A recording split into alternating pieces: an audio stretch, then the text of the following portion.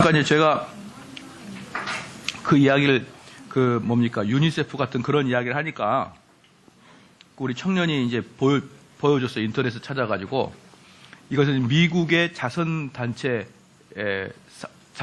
그 기구들이 실제로 그 돈을 걷어서 그 가난한 자한테 줄 때 몇 프로가 총 모금액의 몇 프로가 가느냐 그걸 조사해가지고 한 50개 조사에 올려놨거든요.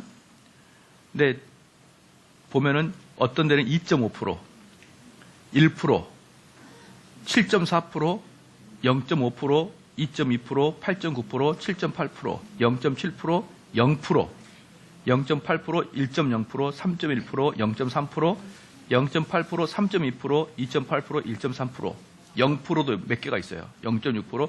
거의 대부분 직원한테 간다는 거예요. 미국 자선단체 기관.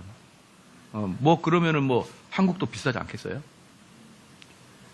그러니까 우리는 그런 사람들의 어떤 제일 많은 게 한 10% 가네요. 10% 가고, 10% 넘은 건 거의 없고, 거의 대부분 1대예요. 1점 몇 프로. 0%도 몇 개나 있고. 그런데 제가 왜 이 말씀을 드리냐 그러면 우리는 불쌍한 사진 한 장, 감동스러운 음악 한 장이면 여러분 돈 나온다니까요. 뭘 보고 하는 거죠? 다 외모 보고 판단하잖아요, 여러분. 외모 보고. 외모 보고 판단하는 거.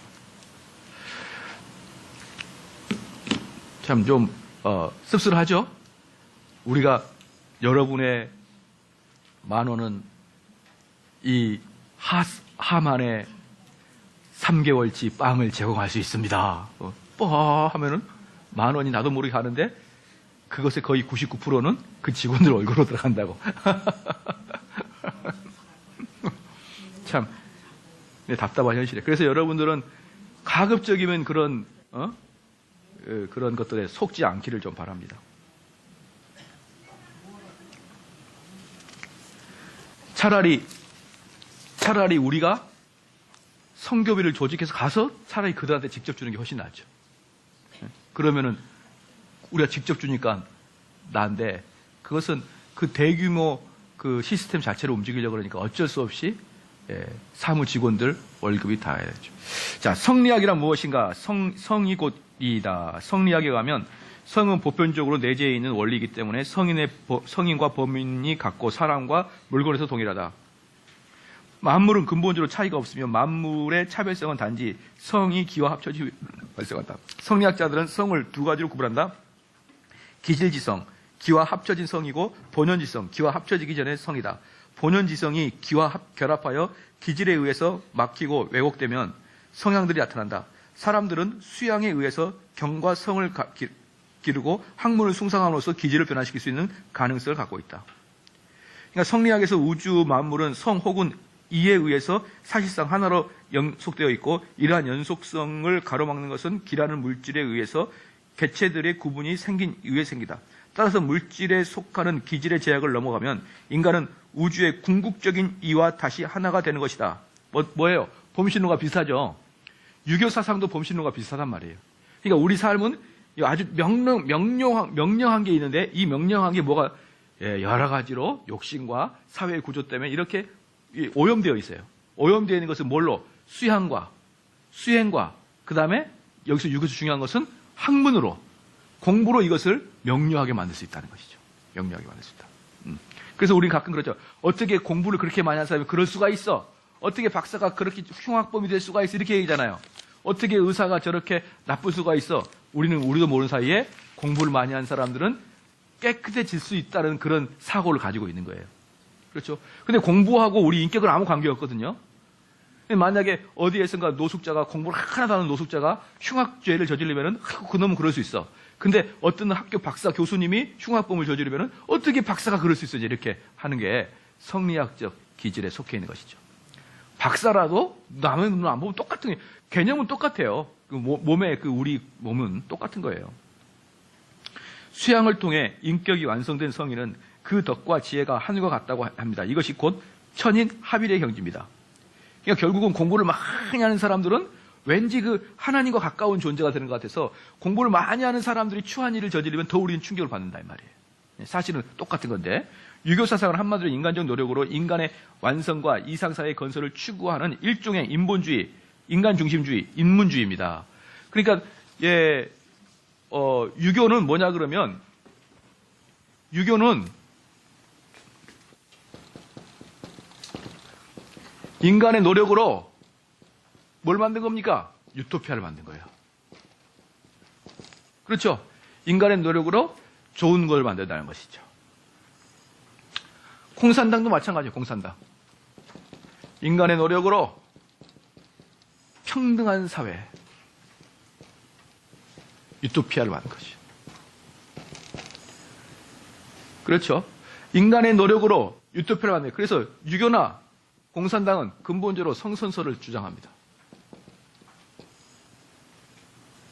놀랍게도 공통적으로 이 둘이 가장 기독교를 핍박해요.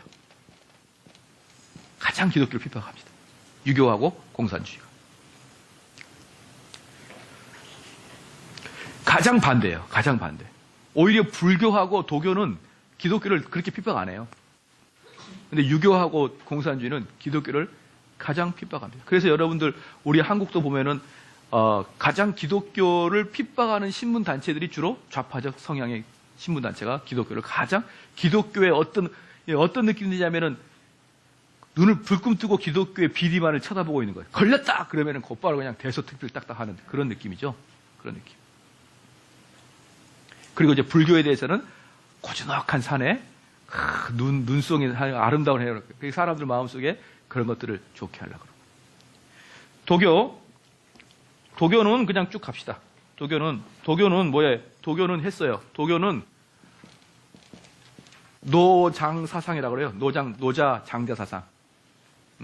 도교는 노장 사상인데 이게 뭐냐 그러면 쉽게 말하면은 야 흐르는 대로 놔둬라. 흐르는 대로 놔둬라. 좀 그대로 내둬라. 야, 얘한테 너무 그렇게 하지 말고 좀 자유롭게 놔둬라. 그게 이제 도교의 주 흐름이에요. 무의도식. 예? 그래서 여러분 보면은, 보배 소주 드셔봤죠? 보배 소주 보면은 그 늙으신 할아버지 대머리 갖고 배 요렇게 내놓고 탁 이렇게 있잖아요. 보배 소주 모델. 그렇죠? 그게 도교의 사상이에요. 도교의 사상. 그냥 뭐 부어라, 뭐 하셔라. 이 자연을 흐르는 대로 가라. 뭐 이렇게 하는 거. 그럼 이 자연 흐르는 데가 뭐가 나와? 이 나와, 이. 그 잡아 죽여야지. 그래서 도교는 우리 그 반문화적 성향으로 가요. 반문화적 성향. 여러분, 장자가 꿈을 꿉니다. 무슨 꿈입니까? 훈춘모. 장자의 꿈 있죠. 나비가 된 거. 나비가 됐는데 내가 깨보니까 내가 나비냐, 나비가 나냐, 이러면서. 그거 뭐예요? 자연과 나는 완전히 합일이라는 거죠. 이게 이제 도교 사상이 그대로 비슷한 데가 힌두교도 비슷하죠. 자연. 힌두교에서 만드는 그 영화가 뭡니까? 아바타인가? 그게 바로 자연과 나는 하나죠. 뭐예요? 자연을 끌어버리면 나도 끊어지고 막 이런 거 있잖아요.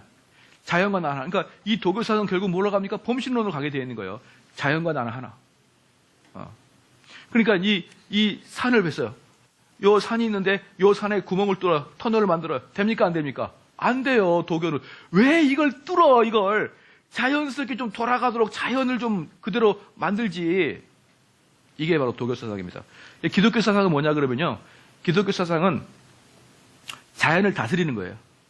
자연을 다스린다 할 때 자연을 다스린다 그 뜻이 뭐냐면 아버지가 가족을 다스리고 그 다음에 어떤 아줌마가 화단을 가꾸듯이 다스리다 이 말이에요.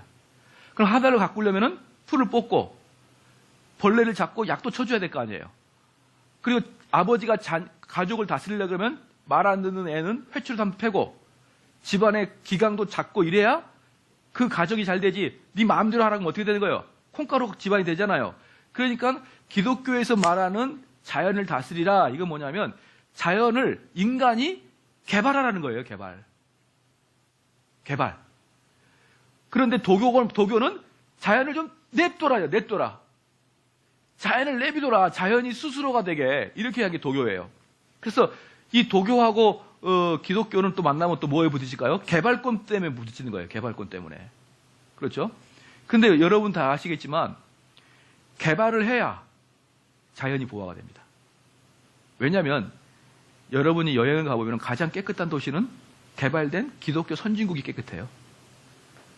불교 자연 그대로 내비둔 데 한번 가보세요. 미쳐버릴 것 같아요. 장티푸스, 벵기열, 희한한 메리스, 이것들이 거의 대부분 자연을 그대로 둔 열대지방과 이런 그 불교 지방에서 나타나요. 오히려 자연 보호가 잘 되는 곳은 선진국이라니까요. 훨씬 깨끗해요, 거기가. 그래서 도교가 말하는 자연을 내비두면 될 것 같지만 사실 그러지 않는다. 그래서 여기서 도교에서 말하고 있는 것은 이렇게 하면 돼요. 좀 내비둬라. 딱 하나 반문하자, 내비둬라. 그럼 봐봅시다. 유교는 엄청나게 공부해라. 아까 공부했죠?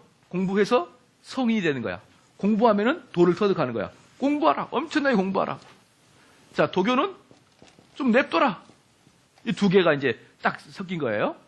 그럼 이제 우리가 어떻게 되냐면은 그 한국 사회 엄마들이 얘들을 그냥 불철주야 공부를 시키는 거예요. 그럼 목사님들이 좀 애들을 냅둬라 막 그러는 것은 자기도 모르게 도교를 이야기하는 거예요. 근데 그 목사님들은 그게 자기도 모르게 성경적 가치관을 생각하는 거야. 네. 그러니까 이 두 개 다 틀린 거예요. 두 개 다. 두 개 다 진리가 아니에요. 두 개가 진리가 아니라 기독교는 다르는데 요 두 개를 왔다 갔다 그냥 해버리는 거 쉽게. 너무 유교적 관점으로 얘들을 교육을 강하게 시키면은 갑자기 도교적 관점으로 좀, 야, 우리 널널하게 가자. 이 세상 그렇게 강팍하게 살지 말자. 그렇게 살자. 이렇게 이야기하면서 자기가 도사가 된지도 모르면서 그렇게 하고 있다. 그 다음에 하나만 보시죠. 도가도 비상도.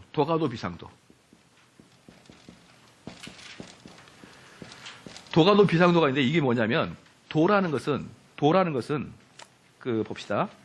그는 책에서 도에 대해 명확한 정의를 내려주지 않는다. 왜냐하면 도는 가장 궁극적인 실제이기 때문이다. 만일 도의 개념이 정의된다면 그것은 이미 언어에 의해서 제한된 것이 되고 따라서 더 이상 궁극적인 실제가 되지 못하기 때문에 그러므로 오직 간접적으로만 서술된다. 무슨 말이냐? 도는 언어적으로 서술하는 순간 도가 안 된다는 거예요.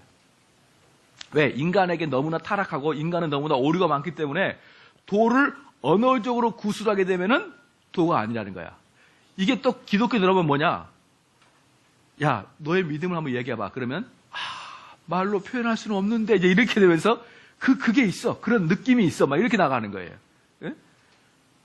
야, 너 신앙을 나한테 구술해봐. 어떻게 신앙을 구술해? 신앙이라는 건 그렇게 느끼는 거야. 근데 말로는 표현할 수는 없지만 이렇게 나가는 거예요. 근데 우리 개혁신학은 분명하게 뭐냐면 진리입니다. 진리. 진리라는 말 속에 뭐가 포함되냐면 논리라는 게 포함되어 있어요. 논리. 진리라는 말 속에 논리가 포함되는 거예요. 논리라는 마음 속에는 한 센텐스로 구성할 수 있다는 뜻이 있는 거예요. 그러니까 우리 개혁주의는 신앙을 구술해서 말할 수 있다고 말하는 게 개혁주의. 그래서 우리는 신앙 고백이 나와요. 신앙 고백이. 웨스트민 신앙 고백이 나와요. 신앙 고백에서 나는 하나님을 삼위일체 하나님 믿습니다. 이게 신앙 고백이 아니에요. 웨스민 신앙 고백처럼 아주 두꺼운 책들이 신앙 고백으로 나온단 말이에요. 그런데 도가도 비상도, 즉 도교의 개념을 갖고 있는 사람은 신앙을 그렇게 구술하거나 신앙을 구체화시키거나 신앙을 좀 더 학문적으로 여기게 되면은 신앙이 아니라고 생각해요. 신앙은 뭐다? 하나님과 나와의 관계, 어떤 느낌, 만남, 접촉 이런 걸 신앙으로 생각하는 경우는 왜다? 도교적 영향이다. 알겠죠? 도교적 영향이다. 말로는 표현할 수 없지만 이런 말로는 표현할 수 없다는 게 특징이에요. 쭉쭉 넘어갑시다.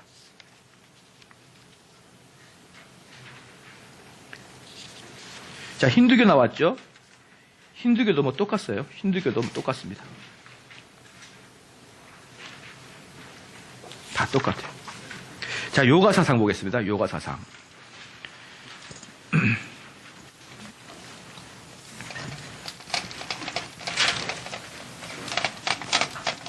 우리 김행남 집사님 요가 배웠다 그랬죠, 그때? 그죠? 김행남 집사님 요가 배웠죠? 네. 예. 사람들은 그렇게 헷갈려요. 그 운동으로 배웠어요. 요가를 하면 나도 저런 몸매가 되겠다. 아니에요. 그런 몸매들을 모두를 뽑은 거예요. 여러분 요가 해봐도 김행남 집사님처럼 밖에 안 돼요. 뭐 변함이 없어요. 내가 변화요. 그냥 그대로 됐네요. 요가 할 때 다 그 몸매 좋은 사람을 뽑은 거지. 그렇게 해서 된 거 아니란 말이죠. 자꾸 그렇게 하는 거죠. 요가 사상을 보면요. 왜 요가는 이제 우리의 주변에 많으니까 이론적 요가의 철학, 요가 철학의 이론적 요가의 어원은 오늘날 건강 추구를 위해 진리 추구를 위해 요가를 많이 합니다. 그러니까 방금 김행란 집사님 말한 것처럼 건강을 위해서 나는 요가를 힌두교의 어떤 방법이다라고 배우지 않아요. 다 뭐예요? 건강을 위해서, 건강을 위해서. 요가는 업, 환상, 열반 등의 개념과 더불어 인도 사상에 있어서 핵심적이고 기본적인 개념이라고 할 수 있습니다. 요가는 버마이리아 사상을 포함하는 철학 체계이자 동시에 이를 이론적 기초로 하여 해탈을 얻고자 하는 수행 방법이 됩니다. 요가 철학 자세가 해탈을 추구하는 세 가지 길 중에 하나인 지나나 마르가이기 때문입니다. 자, 이 힌두교는 근본적으로 영지주의입니다. 영지주의. 영지주의거든요. 영지주의의 특징이 있어요. 육은 악하고 영은 선하다는 개념이 힌두교의 그리고 우리들이 세상에서도 힌두교의 사상이 있어요. 왜? 육체적 노동은 천시받죠. 정신적 노동은 대우받죠. 그래서 노가다 뛰는 사람들은 돈 적게 벌고 고생만 직살해 하고 정신적 노동 누구죠? 변호사나 뭐 이런 사람들은 존경받잖아요. 그러니까 우리나라도 이미 육은 악하고 영은 선하다는 개념 가지고 있어요, 다. 블루 칼라, 화이트 칼라 이렇게 나누면서. 그 다음에 이 영지주의는 육은 악하고 영은 선하다거든요. 그러면 이들이 말하고 있는 것은 육은 뭐냐 그러면 육은 영을 보듬고 있는 감옥이라고 봐요, 감옥. 육은 영을 포함하고 있는 감옥인 거예요. 그럼 영이 자유롭게 되기 위해서는 어떻게 됩니까? 육을 학대시키는 거예요. 육을 학대시키면 영이 어떻게 되는 거예요? 맑아지는 거예요. 이건 반작용이거든요. 이건 거의 대부분 도교적 숭배는 거의 대부분이에요. 육을 학대시켜야 영이 맑아지는 거예요. 그러니까 우리 무당들은 뭐 하는 거예요? 육을 학대시키기 위해서 뭐 하는 겁니까? 계속 뛰는 거예요. 계속. 여러분들이 그 청년 집회에서 1시간 뛰잖아요. 우리 청년들이. 근데 무당은요 24시간 뛰어요. 뛰었다 그럼 이렇게 뛰어버려요. 그냥. 좀 쉬었다가 또 뛰고. 그러니까 요 정도 육체를 학대시켜줘야 뭐가 오는 거예요? 그분이 오시는 거예요. 그분은 괜히 뛰는 게 아니에요. 육체를 학대시키게 합니다. 육체를 학대시키게 합니다. 그러면 육체를 학대시키는 방법 또 하나 있죠. 뭡니까? 몸을 요상하게 막 아프게 꾸는 거예요. 아프게. 그러면 어떻게 되는 거예요? 영이 깨끗해지는 거예요. 그게 요가예요. 그게 요가. 몸을 요상하게 꾸는 거예요. 심지어 요가에서 무엇도 있습니까? 이 쇠로 이렇게 볼을 뚫어가지고 이렇게 해놓잖아요. 여기 하는 이유가 뭘까요? 육을 학대시키는 겁니다. 육을 학대시키는 거예요. 옛날에 보니까 그 인도 그 영화 TV 보니까 이게 주먹을 쥐어가지고 20년 동안 주먹을 안 펴요. 20년 동안 이렇게 감아가지고 여기서 뭐예요? 손톱이 이렇게 자라나는 거죠. 이런 걸 보여주는 거예요. 이러면 막 사람들이 돈을 던져주는 거예요. 그 동안에 얼마나 수행을 했느냐. 육을 학대시키는 거야. 육을. 요 정도 해줘야 인도죠. 여러분이 인도 가면은 전도할 때 당신의 죄를 위해서 우리 하나님께서 예수님께서 십자가에 못 박혀서 그 고통과 고난 속에 우리도 비슷한 사람이 있어. 십자가에 매달려 있어요. 걔네들도. 인생의 고통을 당하려고. 우리도 그런 분 좀 있어. 이 인도 가가지고 우리 주님의 십자가 고통 이런 거 잘 안 통해요. 비슷한 사람들도 있으니까 거기도. 그들은 육체의 그 고난을 그렇게까지 하는 이유가 뭐다? 영을 신선시하고 영을 맞게 해내기 위함이에요. 요가가 그거예요, 여러분. 그것에서부터 나온 게 요가예요.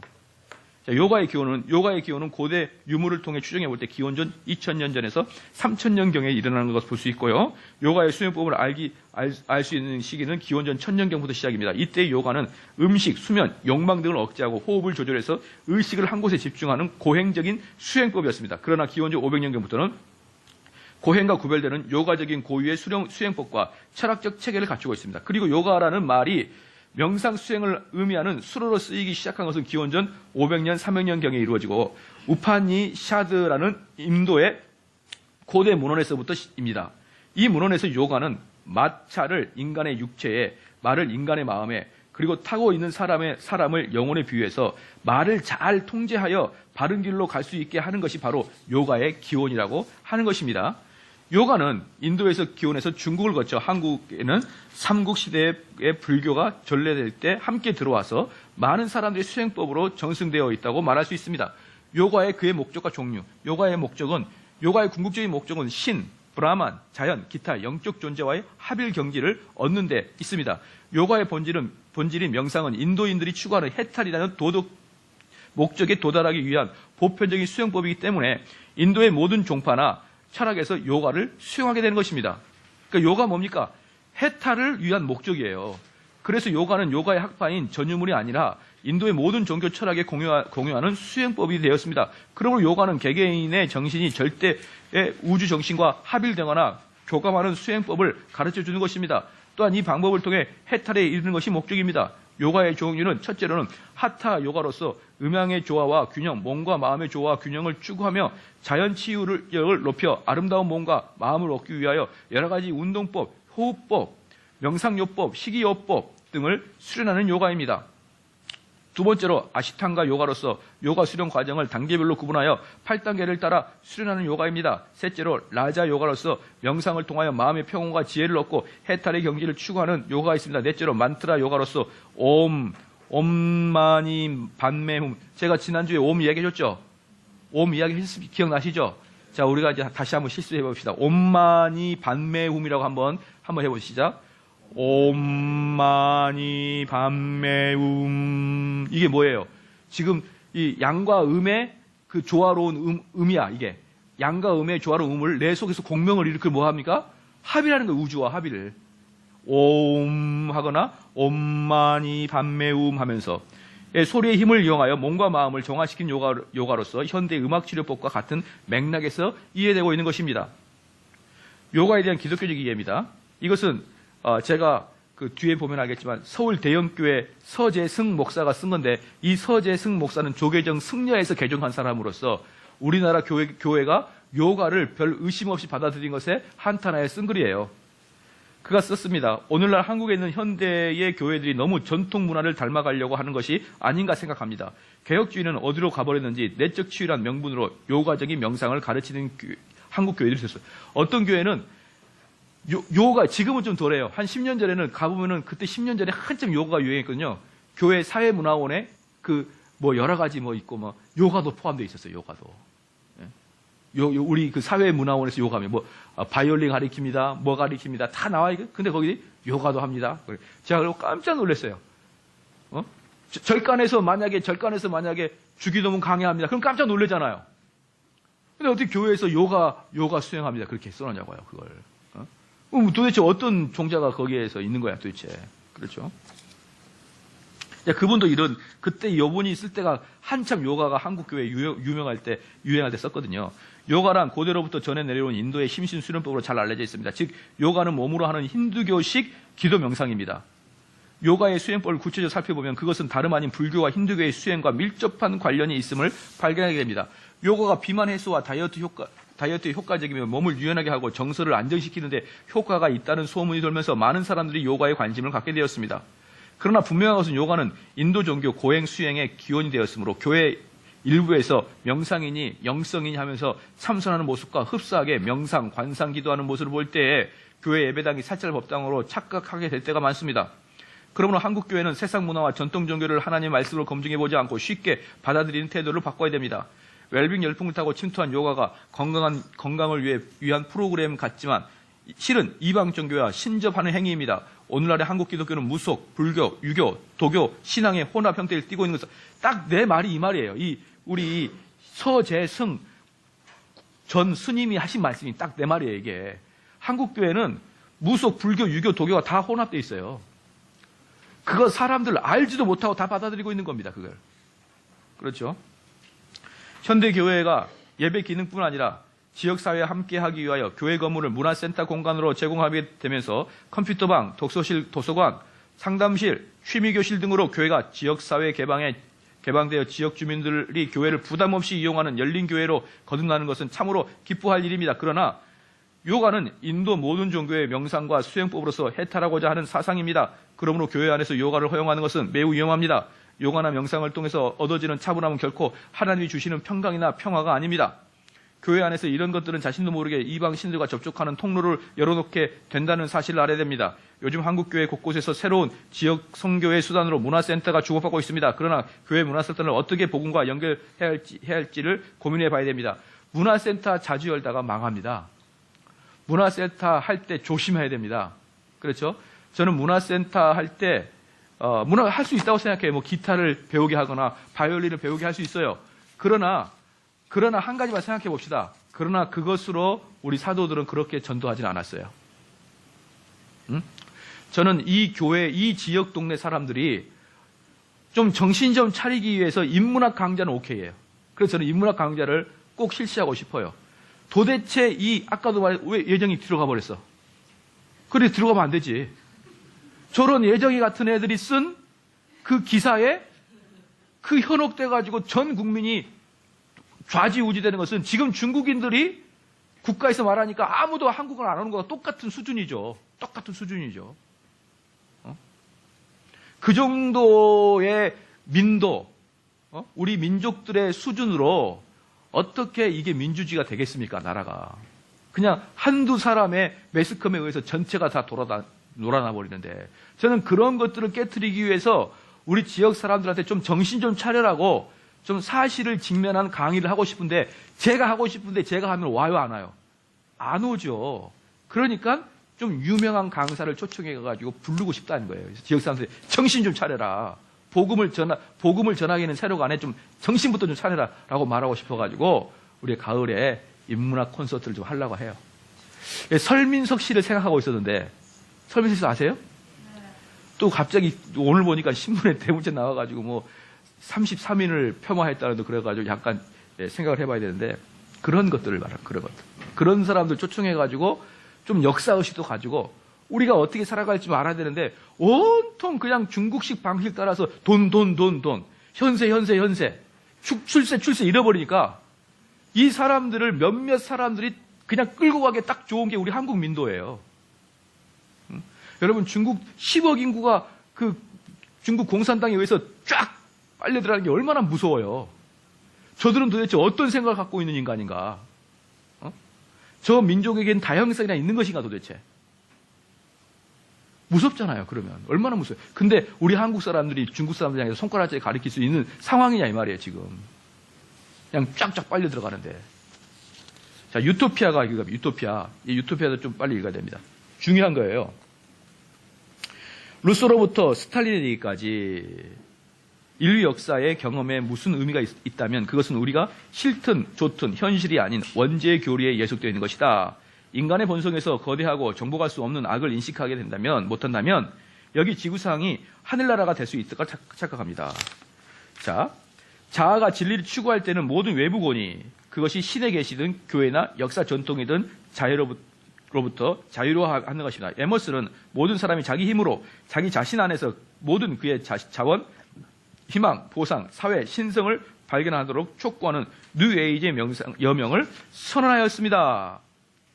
대부분의 서구 국가들은 여전히 이상주의적 미래상을 인도주의적 말로 표현하면서도 아직도 초기 단계 어딘가에 불과했습니다. 자, 얘기 뭐냐면 장자크 루소가 나왔는데, 요걸 이제 하고 기독교가 이제 뭔지만 알고 이제 여러분 마치겠는데, 이거예요.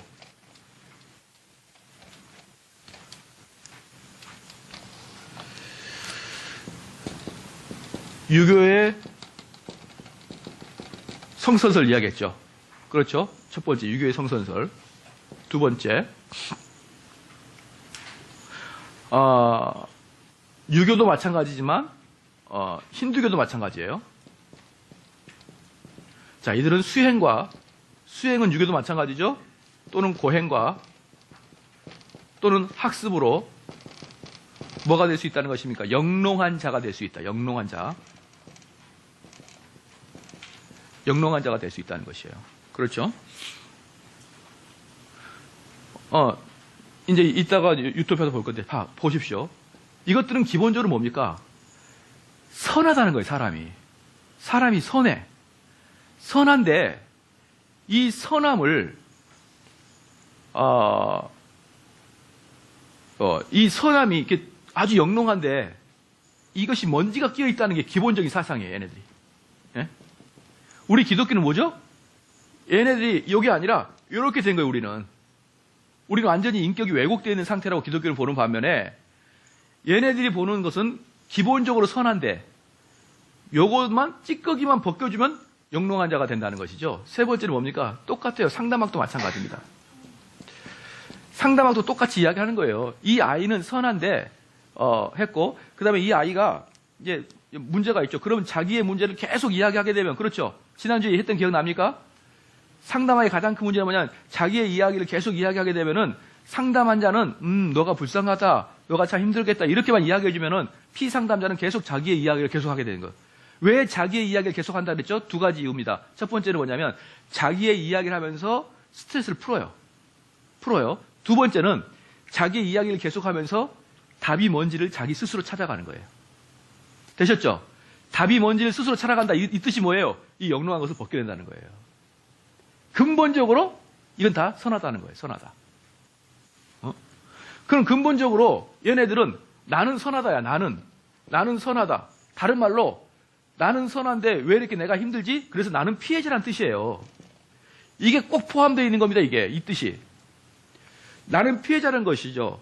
그러니까 이들은 이것만 벗겨낸다 그러면은 영롱한 빛이 나온다 하기 때문에 이들은 근본적으로 인간은 선하다는 전제 조건으로 들어가거든요. 되셨죠? 오케이. 방금 이게 유럽으로 들어가는 거예요. 이 사상이 유럽으로 들어가서 누구를 강탈을 하느냐? 힌두교 사상이 유럽에 들어가서 루소가 강탈을 당하면 루소가 뭐라 그러냐면요. 그 당시에 여자들이 이런 옷을 입었어요. 모자를 높이 써요. 모자를 높이, 머리 길고 이렇게 돼서 요렇게 여기 코르세라 그러나요, 이걸? 요런 옷을 입었어요, 루스 당시에. 근데 이때 이 여자는 숨도 못 쉬어요. 숨도 못 쉬게 묶어버린다고요, 이걸. 그럼 왜 이렇게 묶으냐? 왜 이 얘기 때는 그렇게 순수한 이 소녀가 왜 처녀가 되죠? 여기 꽉 묶어버리냐, 이거 숨도 못 쉬게. 왜 그럴까요? 남자들이 이런 걸 좋아하니까. 더 나아가서 사회가 이런 몸매를 요구하니까. 사회가 이런 몸매를 여자들한테 요구하고 이런 몸매를 가진 사람이 좋은 남자한테 시집가니까 여자들이 사회에 맞춰서 그렇게 몸을 묶어버린 거예요. 그러니까 루소가 말하는 게 얼마나 어리석냐는 거예요. 얼마나 어리석냐 이게. 얼마나 이게 얼마나 창자가 그냥 딱 달라붙어가지고 얼마나 어리석냐는 거예요. 그래서 정말 이 여자가 이렇게 안 하고 그냥 지 몸매 그대로 뚱뚱하게 이렇게 할 수 있는 방법은 이 사회를 좀 떠나 있어야 된다. 즉 자연으로 들어간다. 이게 자연주의예요.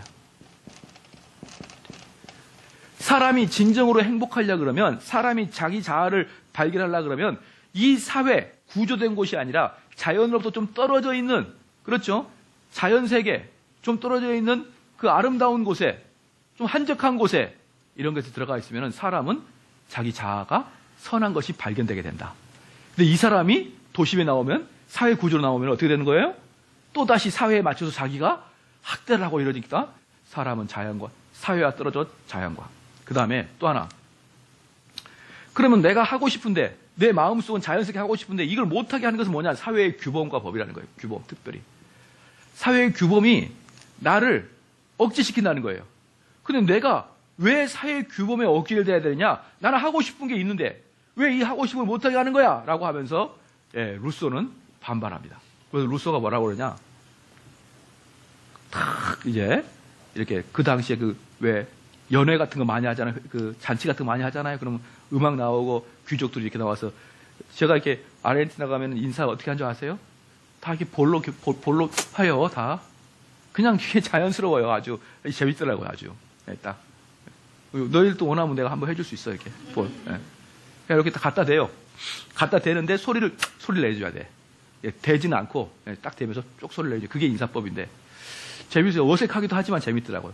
근데 그때 뽀뽀를 해요. 저기 루소가. 근데 뽀뽀를 할 때 그냥 뽀뽀를 하는 게 아니라 딥키스를 해. 다른 사람 부인인데 부인. 그 왜 그러냐 미친놈. 나는 내 마음이 그걸 원한다는 거야. 나 이 여자를 원하는데 이 여자랑 그 키스를 한번 하고 싶은데 이 여자가 키스를 못하게 하는 건 사회 규범이 못하게 하는 거 아니야. 난 그런 사회 규범 필요 없다.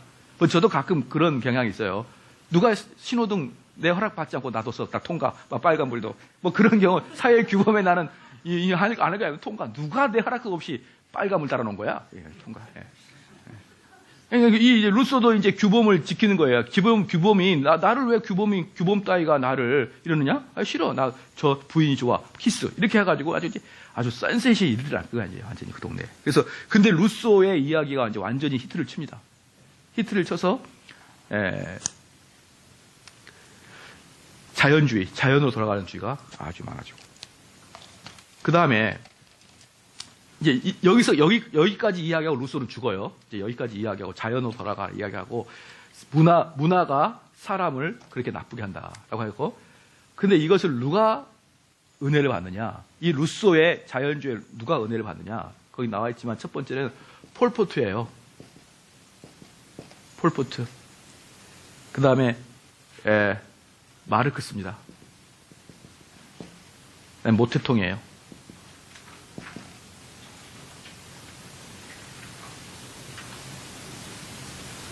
이런 사람들이 은혜를 받아요. 이런 사람들이. 그래, 폴포트는 누구냐 그러면요.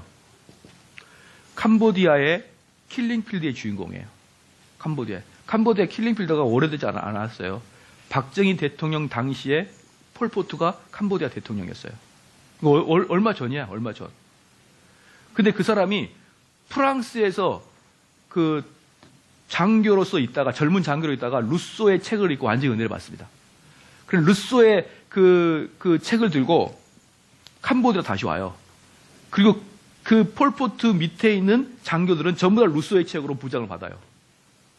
그래서 이 폴포트의 정권을 잡은 다음에 뭐라고 했느냐? 캄보디아의 수도가 푸놈펜이거든요. 다 나가서 산으로 들어가.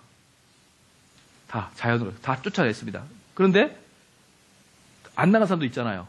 그런데 이 순수해. 못 배운 사람은 순수하고 많이 배운 사람은 탐욕스럽다는 게 자연주의 또 마음이겠죠. 많이 배우니까 사회에 오염됐잖아. 그래서 폴포트는 많이 배운 사람 죽여버려요. 근데 걔가 많이 배웠는지 적게 배웠는지 얼굴을 봐서는 잘 모르잖아요. 그러니까 보는 게 두 가지가 있었습니다. 뭐였죠? 손에 볼펜 자국. 여기 보면은 공부 많이 한 사람은 볼펜 자국이 있어요. 물론 여러분은 볼펜 자국이 없이 만들만들 하겠지만 공부 열심히 한 사람은 볼펜 자국이 있단 말이에요. 여기하고 안경 쓴 놈을 죽였어요. 그래서 3년 동안 캄보디아 인구의 3분의 1을 죽여버려요. 3년 동안.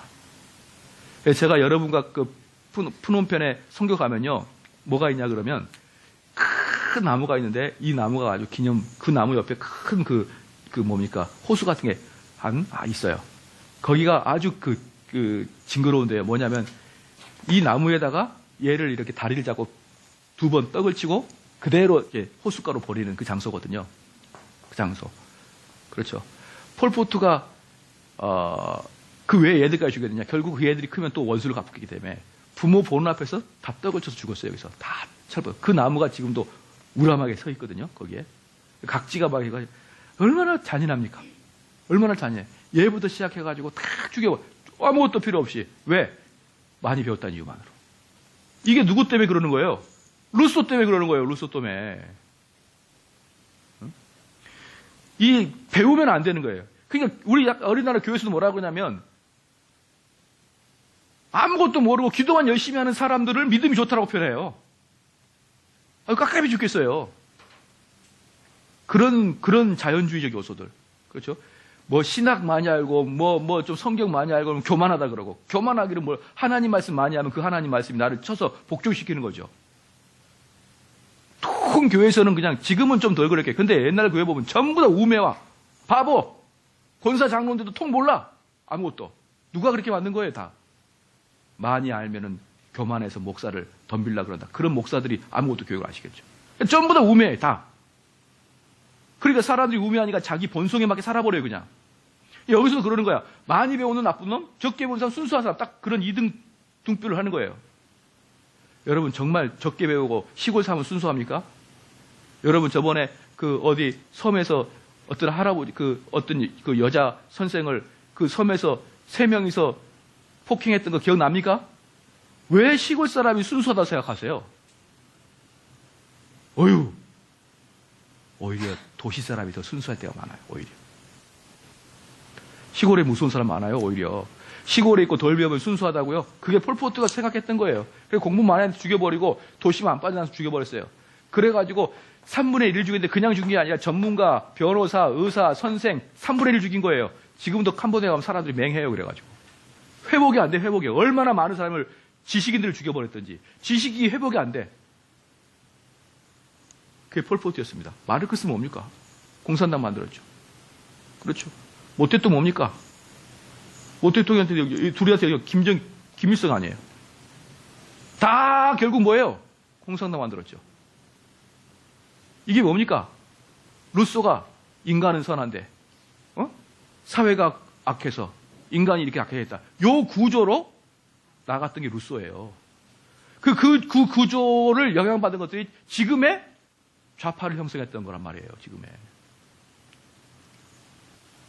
자, 그래서 이 이후에, 이 루소의 이후에 나타난 수많은 학문들이 결국은 전부 다 남의 탓을 하도록 조종을 해놓고 말았습니다.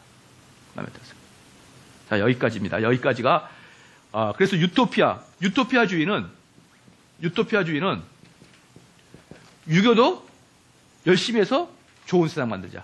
그렇죠? 힌두교도 수행해서 좋은 세상 만들자. 상담학도 조언해서 좋은 세상 만들자. 공산당도 마찬가지다. 유토피아에. 다 유토피아입니다. 이 땅에서 좋은 나라를 만들자. 이 땅에 좋은 나라를 만들자. 이것은 필히 뭐가 되는 것이에요? 피 흘리는 자가 나타나게 되어 있습니다. 왜? 좋은 세상 만들 건데 그 좋은 세상 만들 것을 꼭 반대하는 놈들이 나타나거든요. 그럼 그를 어떻게 하냐? 숙청해야 되는 거예요. 그를. 그래서 우리는 김일성이나 아바이 동무는 그 반대한 자를 뭐라고 했어요? 반동 애미나 이 새끼 이랬잖아요. 반동이 바로 뭐예요? 그 김일성이가 추구하는 것을 반대하는 애들을 반동이라고 했단 말이에요. 그런 애들은 다 뭐 하는 겁니까? 죽여버리는 거예요. 그래야 일정한 사람이 죽어야 전체가 유토피아가 된다는 겁니다.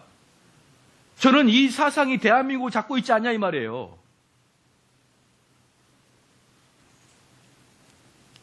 이 사상이. 저는 단지 그냥 좌파를 미워하는 게 아니에요. 단지 한국 사람을 미워하는 게 아니고 이 사상의 뿌리는요. 결국은 이 나라가 피 흘리게 될 수밖에 없도록 끌고 갈 수밖에 없는 그러한 체계가 갖춰지고 있다 이 말이에요. 체계가.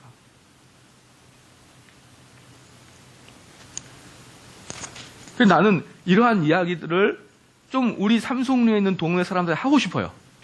좀 제발 좀 아무 개념 없이 그 뉴스 보고 뉴스가 어떤 겁니까? 뉴스는 전부 다 한번 봐보세요. 아주 감각적이고 아주 깜짝 놀랄 만한 것들을 이렇게 만들어내야 그것도 상품이거든요. 일종의. 그 깜짝 놀랄 만한 것들을 사진 찍고 만들어내야 사람들이 많이 보고 많이 볼수록 단가가 올라가잖아요.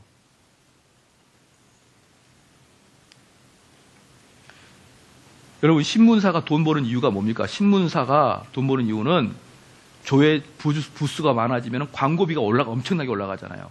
그러면은 당연히 신문사를 많이 보게 하려면 어떻게 합니까? 뭐 예를 들어서 뉴스 뭐 이렇게 뭐예요? 뭐 연예인 누굴까요? 예? 뭐 누구 홍길동이 이럴 수가 딱 이렇게 딱 적어놔요. 어이 뭐지? 들어가 보면 아무것도 아니야. 이럴 수가 오늘 회사에 늦었다네. 이런 거 있잖아. 이 부수가 많아지려면 조회수가 많아져야 되니까 다 그 감각적인 것을 할 수밖에 없는 거예요. 감각적인 것을. 이럴 수가. 아까도 봤지만 응?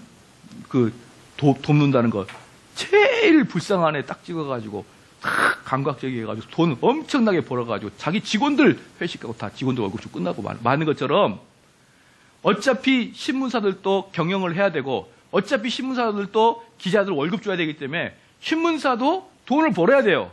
방법은 뭐예요? 부수예요, 부수. 조회수. 그러면 항상 충격적인 거. 이럴 수가. 그리고 나중에 보면은 아무것도 아니에요. 그런데 아무것도 아닌데 또는 아무것도 아니면 만들어내야 돼요. 여러분 그래서 이런 것에는 절대 속지 말아야 된다. 근데 내가 봤을 때는 지금 유토피아 정신이에요. 유토피아 정신. 뭡니까 지금? 우리가 뭐예요? 뒤집어 버려서. 지금 왜? 헬조선이니까. 헬조선이니까 유토피아랑 반대되잖아요. 이 헬조선을 뒤집어서 뭘 만들자는 거예요? 유토피아를 만들자는 거 아니에요, 지금. 한국 잘 살아보자 하는 거 아니에요. 여러분, 체계가 좀 보이죠? 구조가 보이죠? 그래서 기독교를 공부하는 사람들은요, 저는 이것들을 교회에서 안 가르치는 게 문제라고 생각해요. 이것은 성경에 아무것도 없는 것 같지만 성경적인 거예요, 이게. 성경에 구절이 없지만 여러분들은 성경적인 걸 배우고 있는 거예요. 성경의 사람들은 이런 것을 분별해낼 수가 있어야 되는 거예요. 그렇죠? 그래서 요게 그대로 이어갑니다.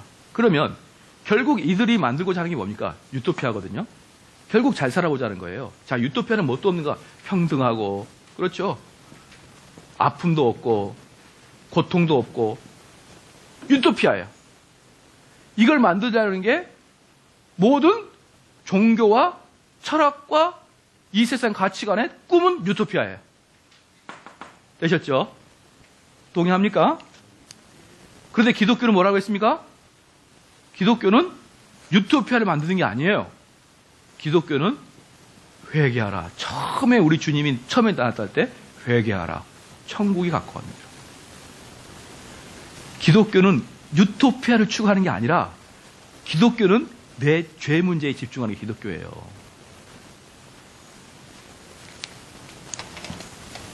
좀만 더 봅시다.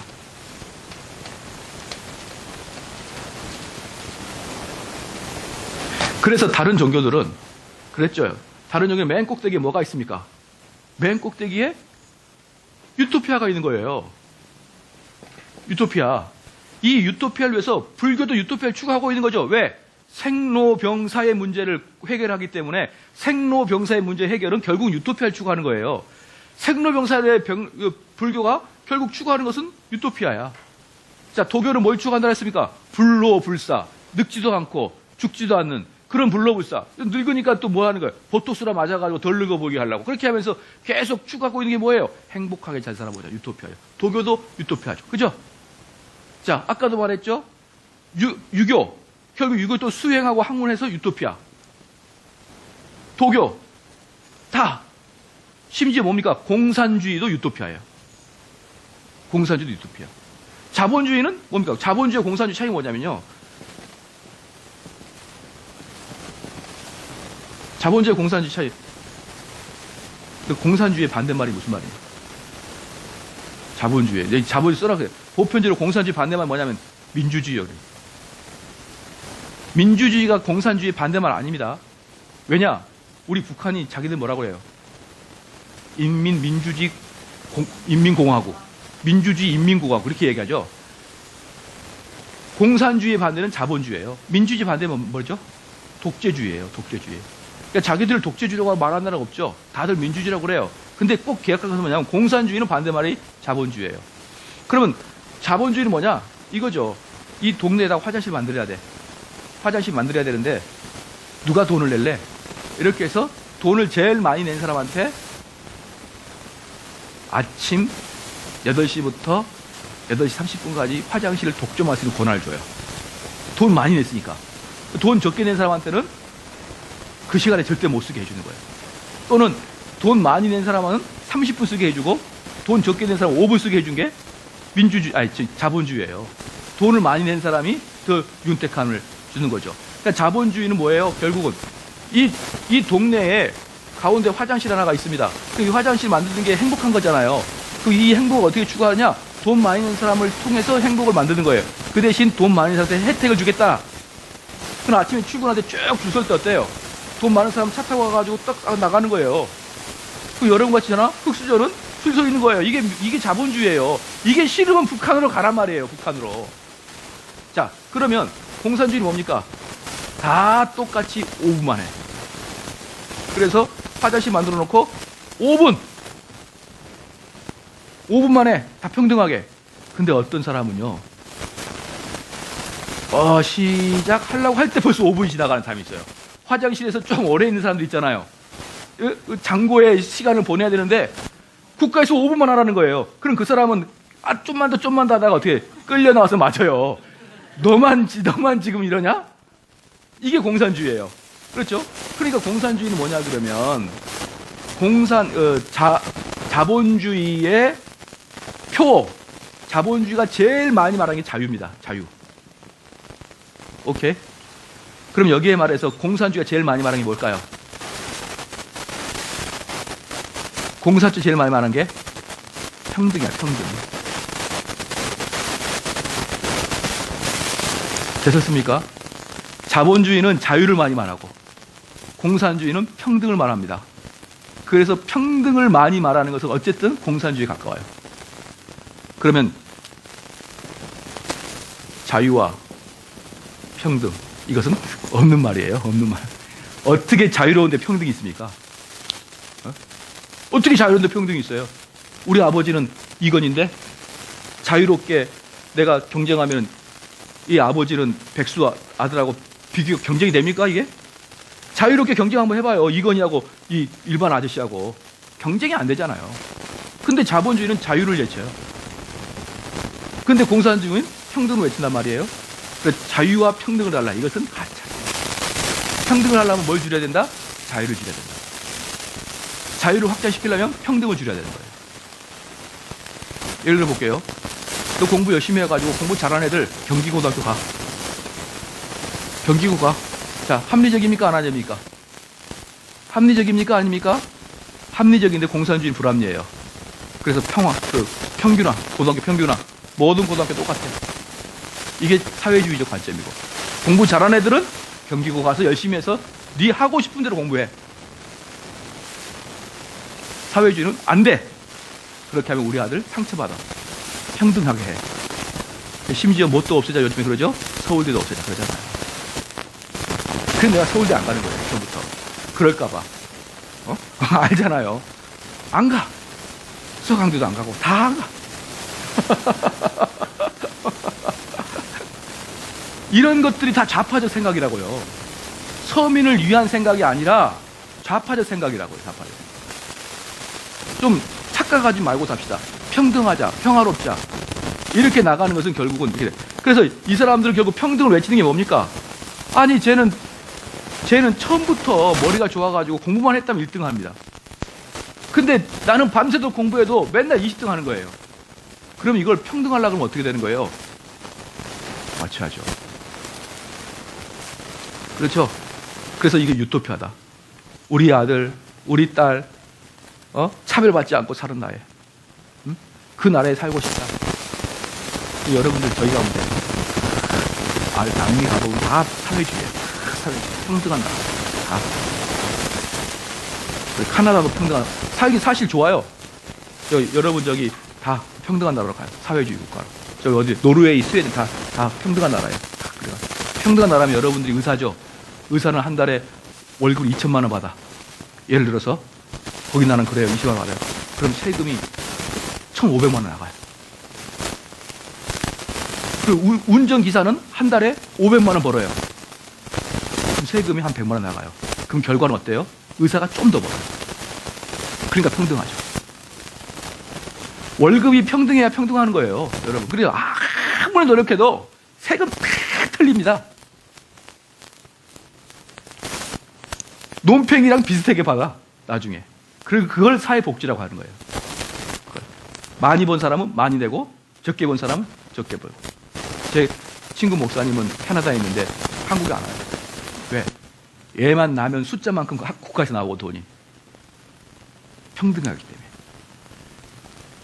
아마 우리나라 사람들은 카나다나 이런 데 가면 아마 사업할 의지가 꺾여버릴 거예요. 밤새도록 벌 의미가 없어요. 그러나 없는 자에게는 행복하겠죠. 그래서 다 장단점이 있는 거예요. 그죠? 장단점은 있다. 자본주의가 좋다 그런 거 아니에요. 단지 자꾸 요즘에 말하고 있는 그 사회복지, 평등 이것이 좋다라고 말하지는 말자 말이에요. 둘 다 장단점은 있다. 되셨죠? 그렇기 때문에 근데 그게 목적이 뭡니까 결국은? 그 목적이 유토피아죠. 유토피아. 자, 기독교의 목적은 뭐라고 했습니까? 기독교의 목적은 뭐예요? 죄. 어때요? 완전히 틀리죠? 그래서 기독교는 다른 것과 절대로 결합이 안 된다는 거예요. 그래서 기독교는 다른 것과 절대로 융합할 수가 없어요. 그래서 오직 예수 그리스도란 뜻이에요. 그게. 얘네들은 왜 오직 예수 그리스도라 그러냐 그렇게 이야기하죠. 근데 우리 기독교는 오직 예수 그리스도란 이유는 너희들과 틀린 것을 우리는 추구하고 있다는 거예요. 모든 세상 사람들은 유토피아를 추구하고 모든 사람은 행복을 추구하는데 우리 기독교는 행복을 추구하고 있는 게 아니에요. 그런데 뭐? 가정치유? 무슨 교회에서 가정치유를 하고 있어요? 청소년 사역? 답답해요, 답답해. 아버지의 학교?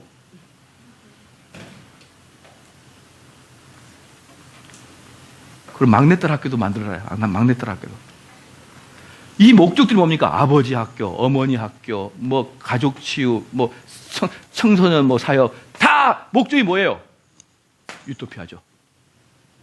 그죠? 그래서 그런 데를 기독교라고 저는 안 하는 거예요, 그걸. 네? 치유 집회? 도교로 가라, 도교. 도교로. 이제 여러분이 이 사상 기독교가 왜 오직 예수 그리스도냐? 라고 하는 이유를 알겠죠? 그러면 세상 사람들 하는 거 하지 말아야죠, 교회에서. 아유, 정말 답답합니다. 이걸 모르니까 제 설교를 들으면 항상 사람들이, 그러면 뭐 자녀를 위해서도 기도하면 안 됩니까? 막 빈정빈정거리면서. 내가 자녀를 위해서 기도하지 마라 그래도 안 할 거야? 할 거면서 몰래. 꼭 물어봐요. 빈정거리면서. 이죽거리려고. 그러면 뭐 어쩌고 뭐 아픈데도 기도하지 말라 말이니까 막 이러면서 그냥 뭔 말인지 뻔히 알면서도. 그러니까 우리 기독교는 이 유토피아를 추구하는 순간 여기 가란 말이에요. 여기 가. 그런데 우리가 오직 예수다 그래놓고 교회 아버지가 전부 다 똑같네? 사람이랑 세상이랑? 그러니까 교회가 다른 게 뭐냐? 모르지. 이러면서. 예? 그리고 살아가는. 그럼 말로는 오직 예수라 그러고 행동으로는 똑같아요. 다른 데랑. 추구하는 목적이 똑같아. 여러분, 이게 기독교의 타락입니다. 물어볼게요. 안 그런 교회가 있나요? 여기 요거 목적 두지 않는 교회가 있냐고요? 없죠? 그럼 한국교회는 당연히 타락해야죠. 당연한 거예요, 그건. 한국교회 사람들이 그럽니다. 인터넷에 어떤 큰 교회 나가가지고 문제 터지면 댓글 달아요. 일부 교회의 일을 교회 전체로 확대하지 마라. 확 그냥 일부 교회가 다 그래요, 다. 다 뚜껑 열어보면 다 그런 비리와 문제와 추악함이 다 있는 거예요, 추악함이. 왜? 잘못된 기독교를 하고 있으니까. 오직 죄 문제로 여러분이 한번 가볼래요? 죄 질 수 있는지? 오직 죄 문제로 우리 교회가 정말 집중해 볼래요? 우리가 비리가 나올지? 안 나오죠. 근데 이걸 추구하니까. 그래서 저번에 어떤 그 분과 대화를 하는데 자기가 알고 있는 교회가 정말 건강하다는 거죠. 왜 그러니까 가정 회복에 대해서 그 목사님 관심이 많다는 거예요. 듣자마자 유토피아네, 유토피아. 네? 가정 회복 뭔 필요가 있어요? 우리 은혜 받으면 자연스럽게 해결되는데. 은혜 받은 사람이 은혜 받고 집에서 싸울까요? 응? 이 인간이 내가 은혜 받고 왔는데 이 와가지고 보니까 난 또 뒤집네 이러면서 복고 와가지고 이놈의 에페넬 내가 하면 안 된다. 이게 은혜 받은 사람이냐고요. 은혜 받은 청소년이 엄마 담배 한 대 피고 이게 되겠냐고. 은혜 받고 온 청소년이. 은혜 받고 하나님 받고 성령 체험하면요 모든 게 끝날 문제 아니에요? 근데 왜 가정 회복을 중점을 둬요? 어리숙하게. 그래서 우리는 이 죄 문제가 해결되면 유토피아는 자연스럽게 따라와요. 죄 문제가 해결되면. 가정의 남편의 죄, 아내의 죄, 자녀의 죄가 해결되기 시작하는데 어떻게 그 가정이 유토피아가 안 될 수가 있습니까? 어떻게? 그렇죠. 그래서 여러분들께서는 속지 말자. 제가 왜 한국교회에 대해서 자꾸 기분이 답답하고 아우 정말 이것들 인간들도 아니다 이렇게 하는 이유가 뭐냐? 껍데기만 기독해, 껍데기만. 진짜 속 내부는 하나만 더 해볼게요. 진짜 속 내부는요 아무 관심도 없어요. 하나만 더 마지막이에요. 죄 문제, 고통 문제죠. 이제 문제는 그래서 죄 문제와 고통 문제가 나눠져요. 죄 문제와 고통의 문제가 나눠져요. 결국은 우리 기독교는 죄 문제, 다른 종교는 고통의 문제 해결이에요. 핵심이. 예, 그렇죠. 자, 죄는 어떤 겁니까? 어떤 게 죄죠? 나 하나님과의 관계, 즉 쉽게 말하면 은혜 방편을 안 하는 것도 죄죠. 자, 말씀 안 읽어요. 말씀 안 읽어요. 기도도 안 해요. 그렇죠? 음행합니다. 음행. 그렇죠? 또 거짓을 말합니다. 시기하고 이런 것들이 죄의 문제죠. 욕망에 쌓여 있고. 자, 그럼 고통의 문제는 뭐예요? 고통의 문제는 내 병이 있고 병의 문제. 그다음에 내 자녀의 문제. 그렇죠. 그 다음에 사업의 문제, 건강의 문제, 이런 것들이 이제 이런 것들의 부재가 고통의 문제일 거냐, 그죠? 그러면 이 죄의 문제, 한번 음행을 한번 봅시다. 음행. 여기 주목. 우리 솔직해지자고요. 솔직해지자. 음행 좋아요, 안 좋아요? 왜 음행 좋아요, 안 좋아요? 어? 왜들 대답을 못해? 음행 좋아요, 안 좋아요? 왜? 안 좋아? 저분이 마더 테레사 비슷하네. 거짓말하는 거 좋아요, 안 좋아요? 아니, 이게 도덕적으로 말고 나한테 내 기분에 음행이 좋아요, 안 좋아요? 여러분, 음행할 때 나 진짜 하기 싫은데 진짜 한번 해야겠다, 이렇게 음행하는 사람 있냐고요? 저 고통스러운데 음행을 꼭 하고 말 거야, 이거 없어요. 여러분들이 연초에 성경 말씀 일독한다고 마음먹죠? 나 올해 진짜는 성경 일독할 거야, 이렇게 마음먹죠? 왜 마음먹을까요? 성경 일독이 싫으니까 그러는 거예요. 성경 일독이 싫으니까 내 진짜 올해는 성경 일독할 거야, 이렇게 하는 거예요. 그러면 1월 첫째 주에 나 진짜 음행할 거야, 그래요? 올해는 내가 음행하고 말 거야. 음행을 어떻게 해요? 해버리고 싶은 거예요. 하고 싶은데 말씀에서 하지 말라니까 안 하는 거예요. 거짓말도 싹 한마디 거짓말하면 이득이 들어온단 말이에요. 그렇죠? 거짓말하고 싶죠? 예를 들어서 내가 우리 승진이가 있는데 승진이 딱 보고 어떤 여자가 오빠 학교 어디 다녀요? 그러면 순간적으로 나 서울대, 이렇게 하고 싶잖아요. 순간적으로 내가 서울대 이러면 얘가 왠지 나를 따를 것 같으니까 서울대 이렇게 해버리잖아요. 서울법대 이렇게. 예? 서울법대가 뭐라고 했죠? 그래, 서울에서 재법 뭔 대학. 몰랐어? 그때 말했는데 이러면서 나 서울법대라고 이야기했는데 서울대 상당히 떨어진 대학. 그래가지고 살짝 거짓말 함으로 인해서 뭐가 되는 거예요? 이득을 얻잖아, 이득을. 반사 이득을. 그렇기 때문에 거짓말은요, 책임감 가지고 내가 사명감 가지고 거짓말하겠다가 아니에요. 쑥 나오는 거예요, 거짓말은. 시기, 질투, 욕망, 우리 마음속에서 좋아요. 좋아. 병, 싫죠? 누가 병 걸리고 좋아요? 자녀가 잘못된 거 누가 좋아합니까? 사업 망하면 누가 좋아해요? 건강 나빠지면 누가 좋아합니까? 자, 주목. 이건 전체가 내가 좋아한 거죠. 그렇죠? 내가 없으면 내가 싫고 이게 있으면 내가 좋은 거죠. 여긴 전체가 뭡니까? 하나님이 싫어하는 거죠. 나는 좋아하는 거고. 하나님이 싫어하는 거죠. 나는 좋아하는 거고. 이것은 내가 좋아하는 거죠. 그렇죠? 하나님이 싫어하는 거고 내가 싫어하는 거예요.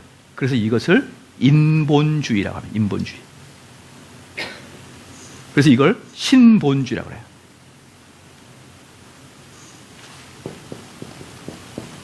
인본주의,